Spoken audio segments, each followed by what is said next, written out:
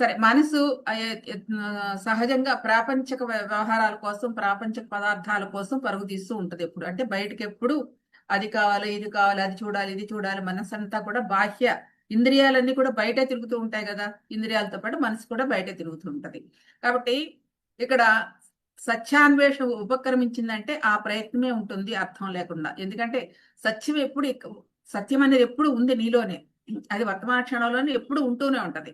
కానీ మనము తెలుసుకోకుండా దాని గురించి మన ప్రయత్నం చేస్తూ ఉంటాం.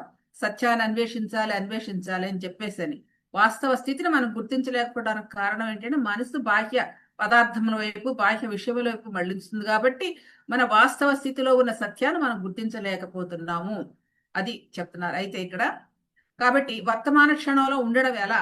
మనం ఆ వర్తమాన క్షణంలో ఉండడం ఎలా? శ్వాసక్రియను అలా ఎలా ఉంటే బావుంటుంది? ఏ శ్వాస ఎలా దేని ఆ క్రియ గురించి తెలుసుకునే ప్రయత్నం మనం చేద్దాం ఇప్పుడు.